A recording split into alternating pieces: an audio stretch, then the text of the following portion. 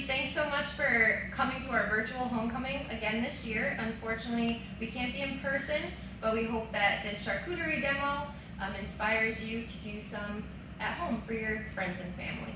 I'm Brianne Slocum. I am an alumni of SUNY Delhi in the Culinary Arts Bachelor's Program, and I am joined by my good friend and colleague. I'll have her introduce herself.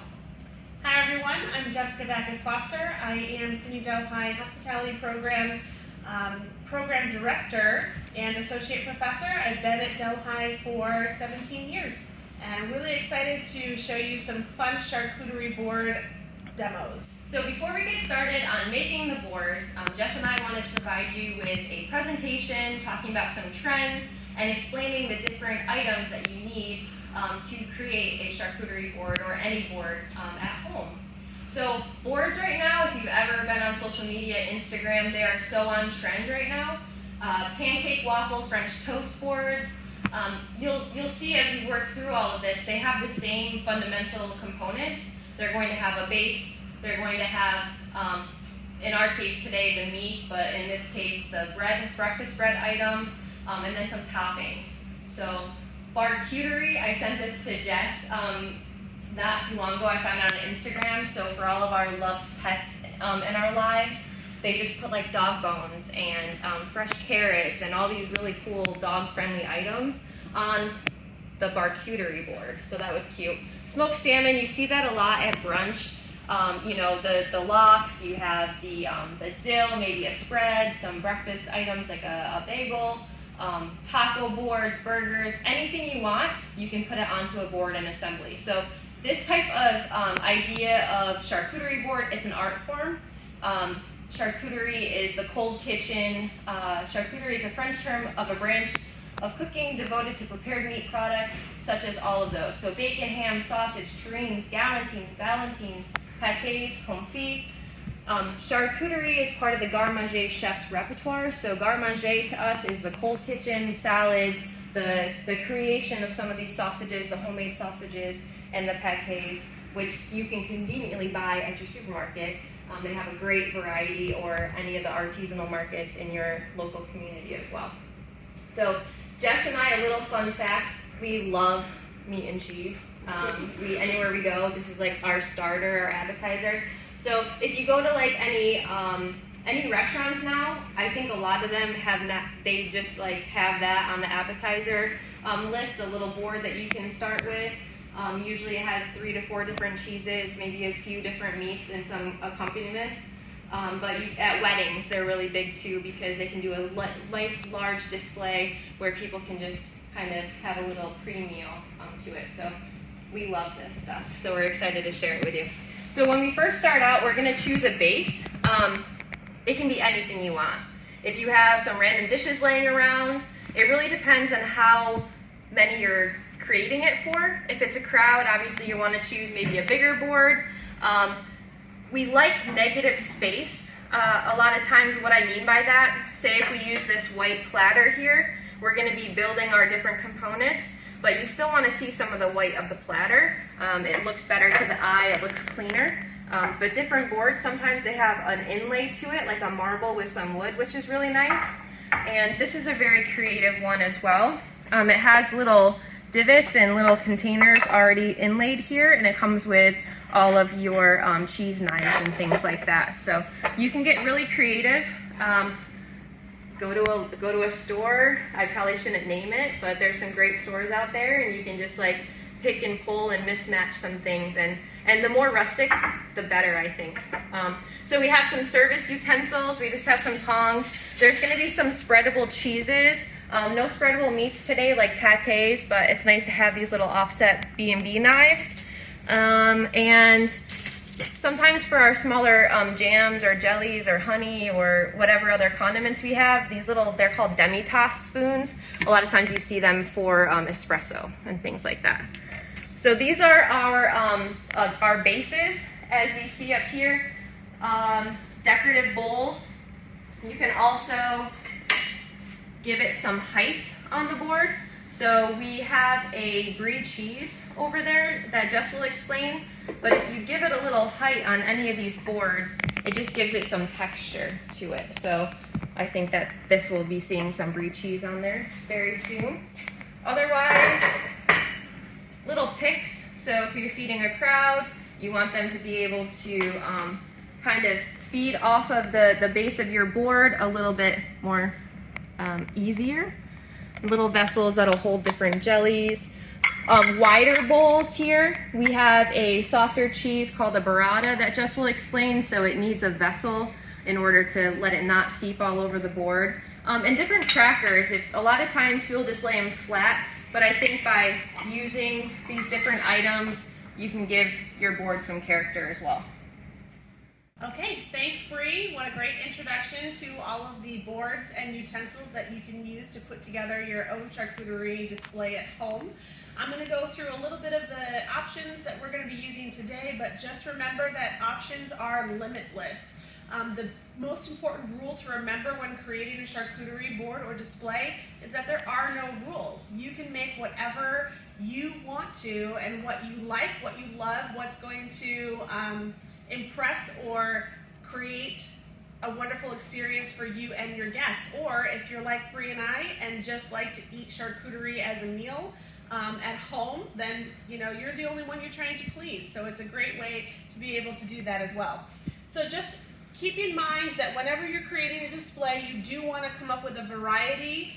You want a variety of textures, a variety of colors. Now with cheeses, color is sometimes a little bit harder to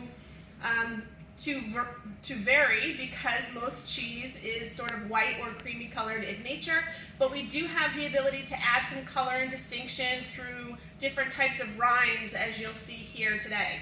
So when you're creating texture on a board, you want to keep in mind that cheeses range in texture from fresh or soft to semi-soft or to hard. And we also want to keep a variety of cheeses in terms of their age. So you do like to have some fresh cheeses. Today we're going to be using a burrata, which is a delicious Italian cheese. It's a mozzarella cheese encased around a creamy mozzarella filling. So it has a really unique texture. This is that softer cheese that Bree was mentioning that we're going to be using some of those wider vessels for. This is a wonderful cheese to accompany some of our meats or use in some of our other accompaniments with. Another soft cheese that we have today is Brie, not to be confused with the fabulous chef Brie.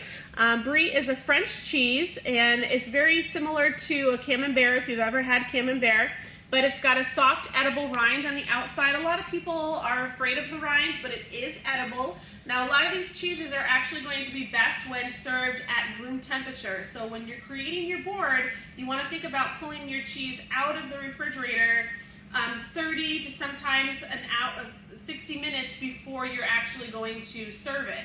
That allows the cheese to develop its full complexity of flavors and bring that to life on the board.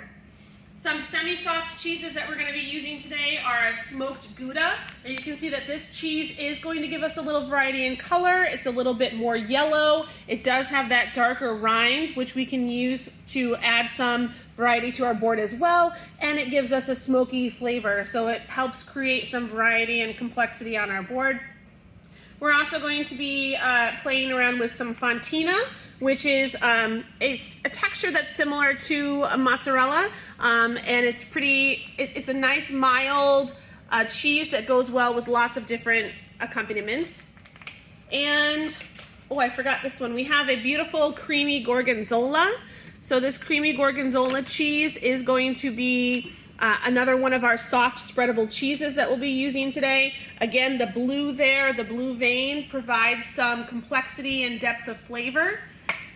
And we do have manchego cheese today. Manchego is a sheep's milk cheese, very mild in flavor. Now, sometimes you're going to see this DOP label on a cheese. You may also see AOC or AOP, and that just tells you that the cheese is protected origin. It has a governmental protection of origin on it. You see that a lot with wines as well. So it means that you can trust the label that you're picking up.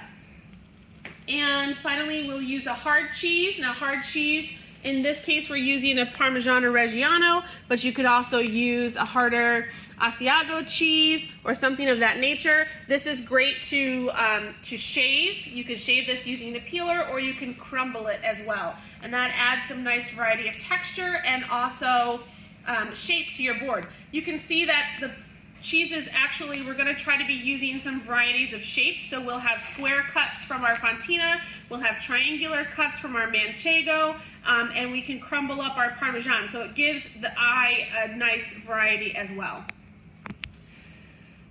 So when you're choosing your meat to accompany, again, keep in mind that you can choose a variety of meats, from anything from salami to a ham to a pepperoni, even, whatever you like and whatever your guests like. So today we have we have a couple different actually, because in here we have a salami trio. So we have some prosciutto, which is one of Chef Slocum's favorite meats. This is like a fancy ham. So it's a nice smoked and salty ham, and you can see the fat veins in here. That's going to make it nice and tender, delicious, going to melt right in your mouth. Very similar to a speck, which is an Italian version, another Italian ham that you could have, and delicious. I really love a mortadella, which we don't have any here with us today, but mortadella is like a really fancy bologna. You can find that at some supermarkets if you're lucky. We're also going to be using this salami trio. So in here today we have a salami Toscano, which has some fennel seeds, a salami calabrese, which is hot and spicy, salami Milano, which has garlic and pepper. So you can tell right away which one is the spicy one. Usually the redder the meat is, or the redder the sausage is, the spicier it is. And if you're like me, you tend to avoid those, but you might like a little bit of spice, and so it's good to have that variety as well. And then we're going to be using the sopressat, which has some sweet fennel and chili peppers in it. So this hard sausage or hard salami you can also find at your supermarkets. All right, so to highlight some of the flavors and also contrast some of the flavors of your meat and cheese, you're going to want to use a variety of condiments or accompaniments. And so those can be anything from marmalades to jams to jellies to honeys. So we do have a few honeys we're going to be using today. We have a nice fresh honey. We also have a lemon creamed honey. We have some jams. You want to use some fruitier jams. You could go to the apricot side of things or go to the sweeter side of things with some fruit spreads, something like dark cherry, something like a fig spread would be great. This is an orange marmalade. This is actually a pepper jelly, so pepper jelly is another thing that you could use. And then we have some interesting homemade herb jelly and a dandelion jelly. So we can use some of those floral or herby flavors to also bring out some of those flavors in our cheeses or contrast. When you're thinking about flavors, you want to think about flavors that are going to complement or contrast. We also have some fresh olive oil and some sea salt, which will be perfect with our burrata cheese. So now we get to the items that help to build a little texture and height to our board. As you can see, we have some fresh fruit. We also have some dried fruit. It's always nice to do little bunches of fresh grapes, and of course you have the different colors on there. We have dried apricots, and my favorite is whole pitted dates. We're going to get to talking about the different flavors that go really, really well together. For me, it's creamy gorgonzola with dates. It's just the perfect marriage for that. Otherwise, we have some marinated vegetables. I think olives are a must on a board, so we have a little olive medley. Again, any type will work. We have some marinated artichoke, and we also have some sweet marinated peppers, which you can see, and you'll probably be able to see a little bit later. They have an opening, so you could fill the vessel with maybe like a creamy chev, herbed goat cheese. You could do even some of the creamy gorgonzola filled in there, and again, it's just like a one little bite pop in your mouth. These are freshly pickled green tomatoes from Jess's garden, actually, so she brought those in special for today. And then we get into some of the texture that I was talking about. So we have some honey roasted almonds, but any nut mix. Sometimes you can find some with some chocolate, which I didn't grab anything sweet for our board today, but chocolate is a really nice thing to add to the board as well. And we have also still cheese, but you can find these now in the store. They're little rounds of baked Parmesan, so they add a little nice texture there. And then we have three different crisp elements. So we have just a little, I don't know, it looks like a little tuile, a little nice crisp there. The main point for these is people that like to build themselves little sandwiches and they like the perfect bite. They'll have the base of the cracker, they'll put their cheese, a little meat, a little jam or jelly or honey on there, and then it's a perfect little snack. Bruschetini, so little garlic toast, olive oil, and then we have garlic and thyme crackers, and I liked this because they were a little bit longer, so if we put these into one of our bigger round vessels that we were talking about earlier, it'll also give height to the board. So the sky's the limit. Just have fun picking out. Don't go to the store hungry though, because that's what I did last night and you can see what happened. But anyway, there's also different affinity flavors like I had mentioned before. So I said for me on a cheese board, it's blue cheese and dates. Jess, do you have one that you just go for? Definitely, I would say brie and like some kind of jam, like a berry jam or an apricot jam. Nice, yeah. So that's just flavors that complement each other really, really well. We're going to be showing you, and I thought what would be fun is if Jess and I both conquer a charcuterie board. Given the same ingredients, you're probably going to see a lot of differences. So building these boards out is totally a personal preference to whatever you have on hand, whatever you like, whatever your guests are going to like. And I wanted to mention too an idea of having themed boards. We're getting into the fall months really quick here, so pumpkin spice is a thing, but you could do like roasted pumpkin seeds, you could do a nice apple butter or pumpkin butter, and really make it match whatever season you're going into, which is nice.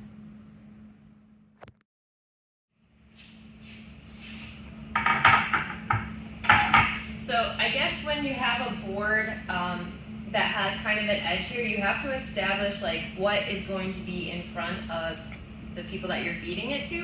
So because I'm going to build it like this, I'm going to have this be the front, and that way I can kind of establish where my lines are going to be when I cut the different things or where I'm going to put my vessels. But that's just my little trick when I go to build something, because you do have to visualize where things are going to go. Yeah, I'm going to use this white platter today, which doesn't have necessarily, because it's more symmetrical in shape, it doesn't have that which is the front, which is the back. But like Bree is saying, you do want to choose your, center of the plate, so to speak, or your 6 o'clock, what's going to be the front of your platter. And I'm going to start by figuring out, like Bree is saying, where you want to anchor your other pieces. So usually you can use your corners or your center as anchor spot for some of your vessels to kind of help you be able to play with your layout. And whenever you're laying it out, you want to have a nice flow to your board. You could also put everything in lines going in one direction. You can go a little asymmetrical. You can do some curves in your corners. You can even do some like snake-like things around the board. So playing around with the aesthetic feel that you want from your board is going to give you a lot of options. I'm going to sneak behind Chef Slocum and grab some. So many fun choices. I know. I'm going to get some color, because I have a white tray. I'm going to try to give some color to my board. I'm going to use these pretty blue ceramic dishes. I know, I think I stuck with the marble idea, little pedestal to lift it off, because I can still use some of this dead space here to like build around and put some of the nuts or any of the dried fruit kind of around it, and we'll build color that way as well. So now comes the fun part. I think I'm going to start with my pedestals a little bit, and I I have this little white plate because my board is so small and I'm trying to put a lot of different things on here. I'm going to use this small plate for the burrata. It still has enough of a lipped edge there that I think once you see when I cut through the burrata, you'll see why you need a little bit of a container for that. Too much pressure. Where do you start? No. I'm gonna start with my meat. I'm gonna take some of this salami.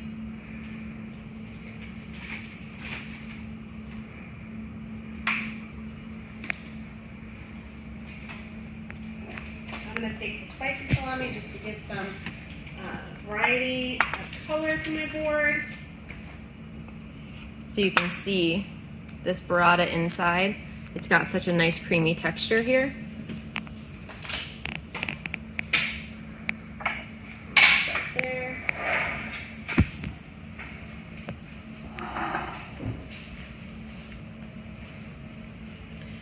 So I'm going to start by cutting my salami, and I think Bree's going to cut hers on a bias, so she'll show you that kind of diagonal cut. I'm going to keep mine a little bit more simpler and just cut it into rounds or coins. And this is something that you don't want to necessarily have thick cuts of, so I'm trying to stay a little bit on the thinner side with my cuts. And then I also picked up that spicy sausage, and I'll show you a fun way to fold your larger salamis.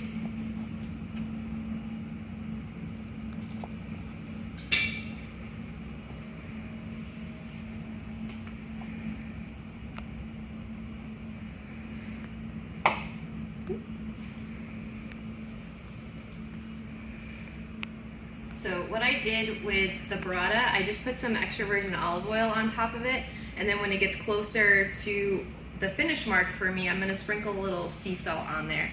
And this is the brie cheese. You can see that rind. It encompasses both sides and the inside. Once it comes up a little bit more to room temperature, you'll be able to spread that. And I shared it with Jess, so we each have half, and I just cut it into a larger wedge because I'm going to put one of our little bread and butter knives so people can just go in there.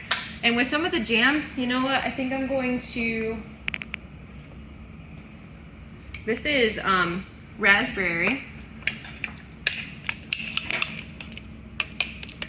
I think I'm just gonna put a little bit right on top and let it kind of fall down. And again, I'm working where pointing towards me is the front, so when we're finished with it, I'll be able to turn it around.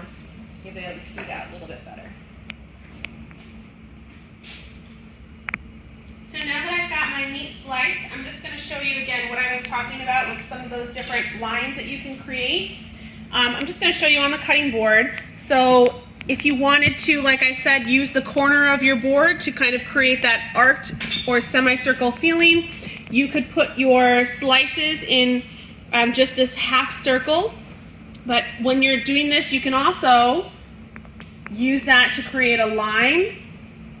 And you can create flow on your board with vision, no matter, like, depending on how you stack your meat. So you could create the flow in a negative space or the flow pointing towards some space that you want to draw attention to.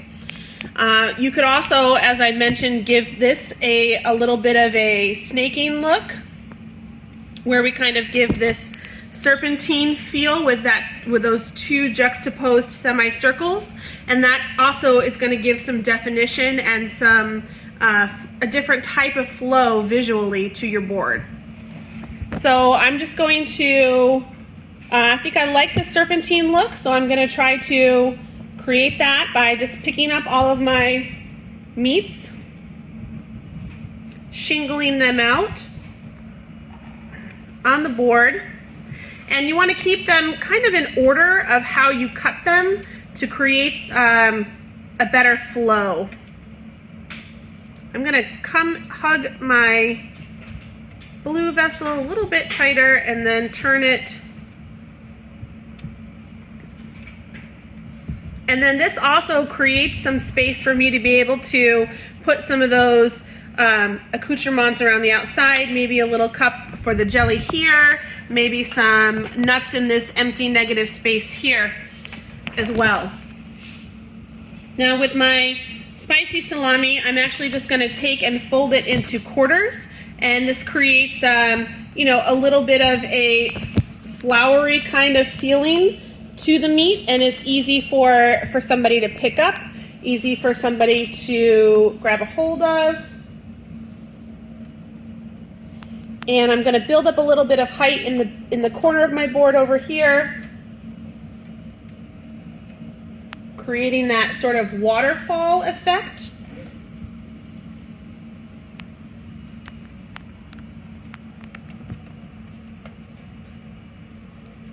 With the salami, and then with the prosciutto, I'm just going to kind of keep it in bundles, let that kind of fall naturally. I did cut these slices in half, which gives us a little bit more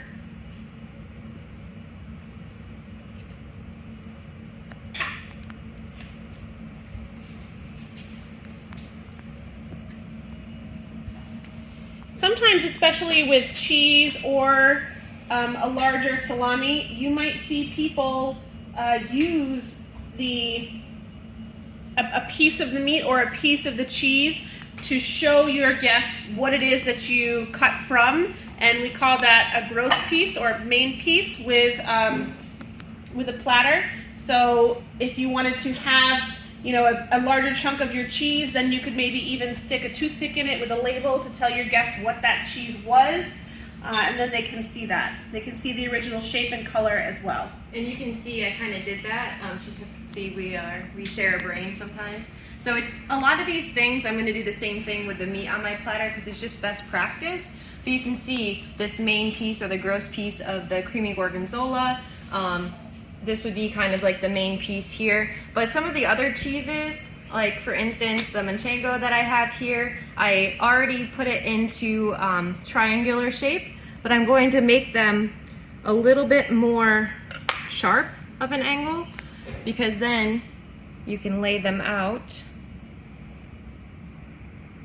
and I think it tends to make people feel like they get more when they're a little bit smaller.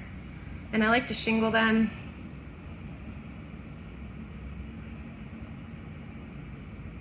You can kind of meet the points, but I don't think that's where it's gonna end up.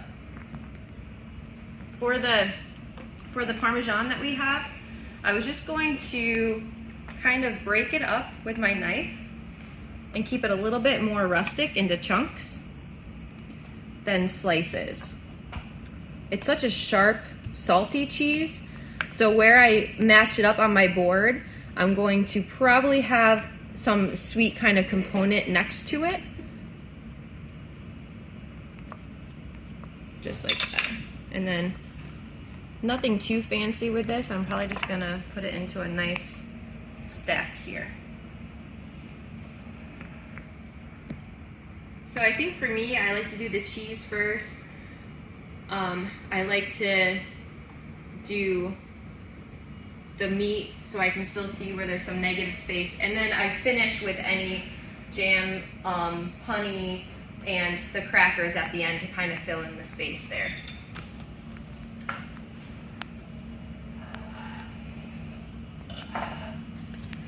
So I've got the manchego here, and I'm just gonna show you, you know, if some people like to sort of fussy this cheese a little bit to give it this sort of zigzag effect, almost like a zipper. And so we're going to use that.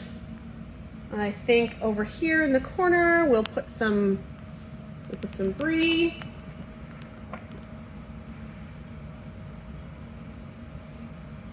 Off center it a little bit. And like Chef Slocum was saying, when you are filling in at the end, you want to make it easy for your guests to eat. So pairing or putting cheese or salami that's going to work well with each other next to each other is a good way to do that, to make it easy for them.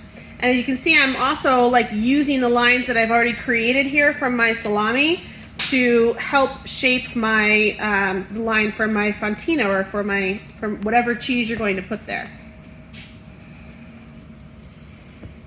One thing we didn't really mention, and I think it's important to mention, is odd numbers of things. Like, odd numbers look really, really nice to the eye. So on here I have 5 strawberries.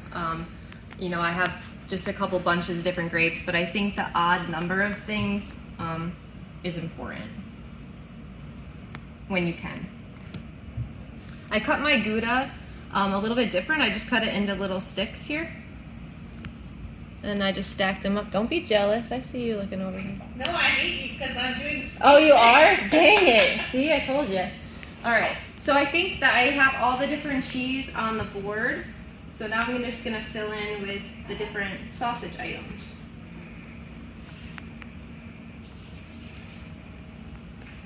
You're done with this, right? I gotta do something different. Sorry. It's a good idea. That's why we both did it. Just like Jess, I do like to just keep this prosciutto kind of natural.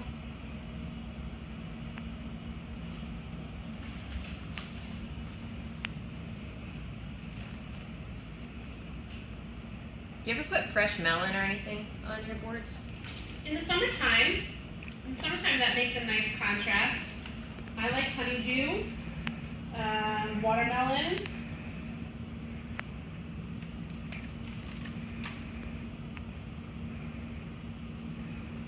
But I tend to really go more towards the salty, kind of pickly flavors.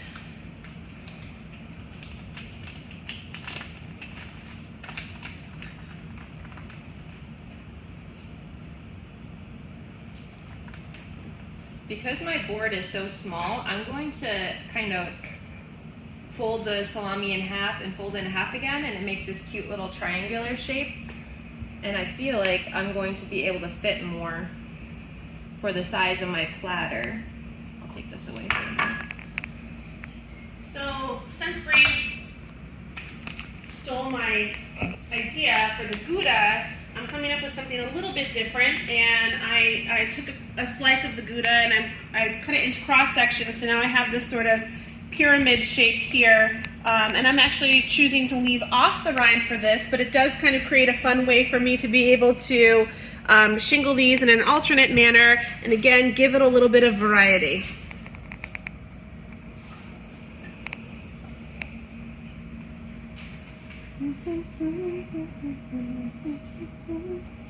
I don't know if I'm going to use all the cheeses actually. I do have a little bit of a smaller board as well. Although I do see some space, but I can fill that in with some fruits or some nuts also. I wish I had a peeler. As I mentioned before, if you had a peeler, you could sort of shave your Parmesan. Parmesan and honey are two things that go really well together. So I'm just trying to get really thin kind of slices off of this, almost as if I'm paring it or shaving it. And if it's like, if they're not perfect and they're kind of rustic, that's okay.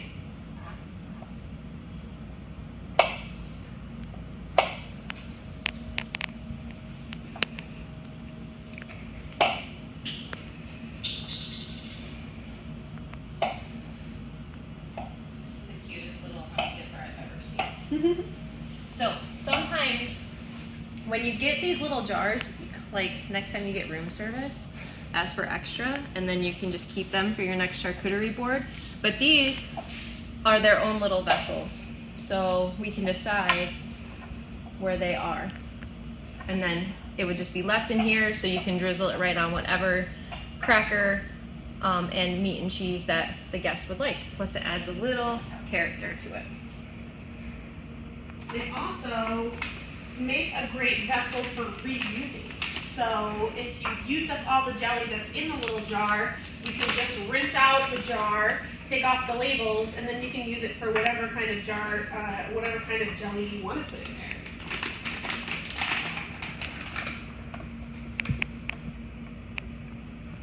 Again, I love the flavor of the date with the blue cheese, so of course I'm going to be putting that, because you're kind of then relating it to each other, and the guest will be like, oh, let me try these. You're kind of telling them where to eat, where to navigate the board.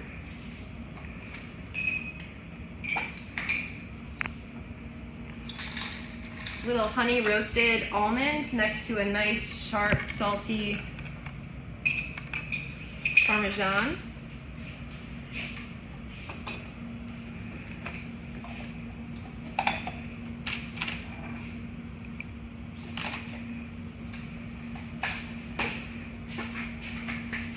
And you know, like the other thing we said is that there really aren't any rules that you have to follow. So although we've been talking about using vessels for things like jellies, you don't have to. I think I'm just going to put a plop of jelly right on my plate. And I'm going to use some of this dandelion jelly. It's a very faint kind of floral. Oh, I think this is actually the herb jelly. No, it's not. It's the dandelion jelly. But it has a very, very honey kind of herbal feel to it. That will go really well with my Parmesan as well. So kind of letting it do its thing and fill in the space here. Forcing people to eat that.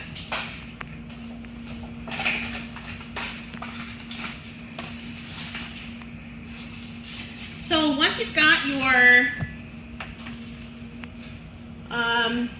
cheeses and meats filled in, like Chef Slocum said, you can go in and complete your board with those nuts, those crisps, those cracker elements. And I just decided I didn't really like that in the corner, so I'm just going to move it here to that center that I created with that negative space. And I'm going to go ahead and use that for the burrata. You can see it's got that creamy texture in the center like we were talking about. And I'll use that corner for something else. Maybe another bunch of grapes.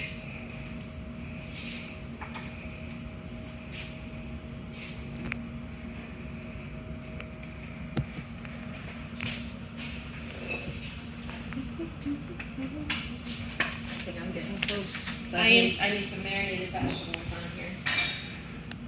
I'm going to show them what you were talking about with this peppadew and gorgonzola. And it's okay to not fill out your entire board. I, of course, am still hungry again, like per usual.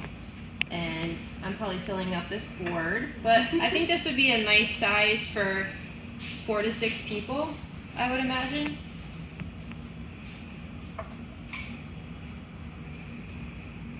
A nice starter. So I'm just going to move my items over, and I'm going to put some olives and some of the other marinated vegetables in the middle, and then I think I have to call it good, because you can overdo it. Sometimes you just have to stop yourself. And I'm using what Bree was talking about with these peppers here, and I'm just taking some of that creamy gorgonzola and popping it into the center to give it a rustic kind of look, but also complete that bite as she was talking about.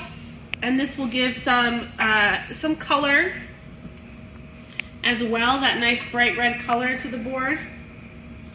But you could also have that same effect with with a cherry tomato in the summertime. If you have nice, beautiful, ripe cherry tomatoes from your garden, you could core those and then stuff them with, you could pipe some goat cheese in there, pipe some herb cheese. That would be really nice. You could even do the same thing with a strawberry. Okay, so I think I'm ready to start adding some crisp elements to my board as well. I'll use some of the rosemary crackers. I'm going to use the cheese crisps.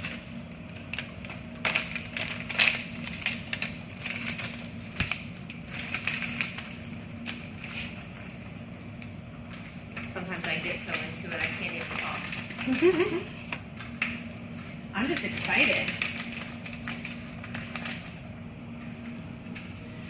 Another really cool thing to add into your board when you're getting towards the end is some fresh herbs. So if you have some fresh rosemary, fresh basil even, fresh thyme, just to give it a little bit of greenery, helps create nice color and dimension.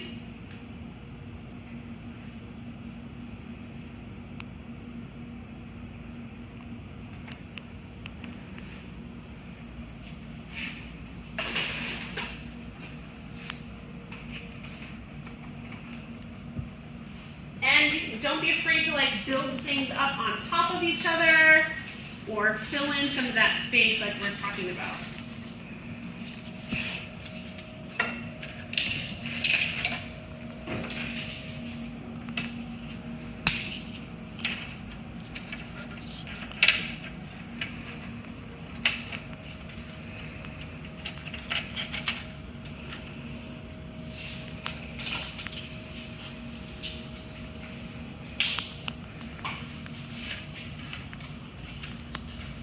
I think if I add anything else to this, it would be overdoing it. So I will flip this around as this rough side, I wanted it to be facing the guest, whoever you have. So I'll explain what I did here. I have that footed pedestal that's on the base of the board, and the board that you use matters because as people eat this, they're going to see the underside of it. So you still want it to be nice and attractive. I have the brie that I cut into wedges, and then I have some raspberry preserves here. I have some of those really thin crackers, so somebody would take that and just dive right into the brie.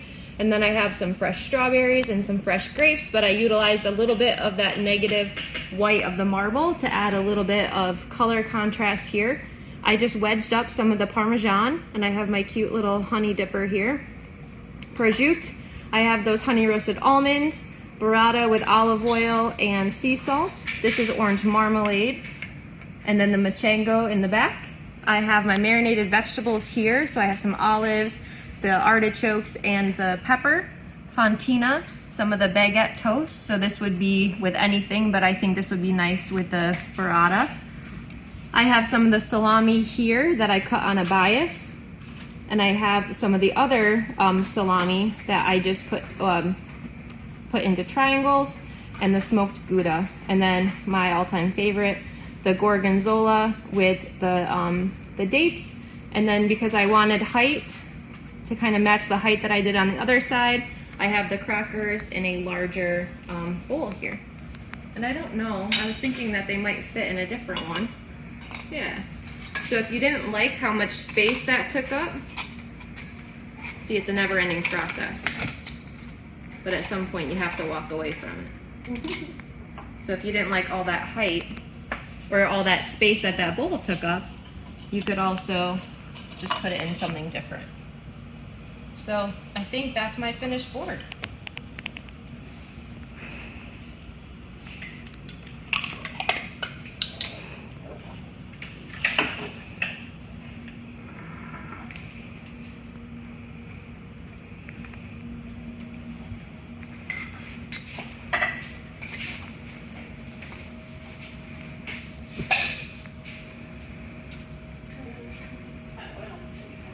Oh, it's right here.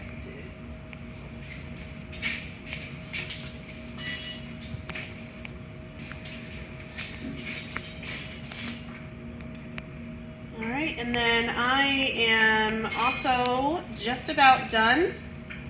Like Brie, I'm going to finish my burrata with some olive oil and some sea salt. And then, like she was saying, if you don't like the way it looks when you're finished, You can always change something up. That other blue bowl I think was creating or taking up too much space, and I kind of wanted to create something that had a more 360-degree feel to it, so your guests could really graze on any part of the board. As I was saying, this is sort of a more symmetrical board. So this is it. I've got my salami here in the serpentine style, which then created some space for me to be able to use those nooks and crannies for other things. I've got my pickled vegetable here. I did end up using those pickled green tomatoes from my garden. I've got my burrata cheese sitting in the other part of the serpentine from the salami. I've got my manchego zipper here. I've got my fresh fruit and dried fruit elements, some crisp elements with the Parmesan crisps, some crackers and toast points, and some of those other wafer crisps here that you can see. I've got the peppadews stuffed with the gorgonzola to give it a little bit of a one bite feel and add some color. Got my almonds here, got my jelly right on the plate. I've got my Parmesan, my brie, and grapes, so that really anywhere you go on this board you can get a complete bite or be able to find something that you like. And that's it. And now it's time to nosh away.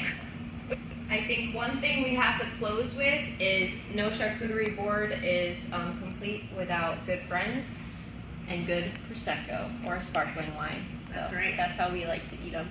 So thank you so much for joining us virtually. We wish you good luck putting your board together on your own. And as always, if you have any questions, you can reach out to us. We'll make sure we provide a good email address, and we look forward to send your pictures, and we would love to see your boards. Yeah, we'd love to see your creations when you complete your board.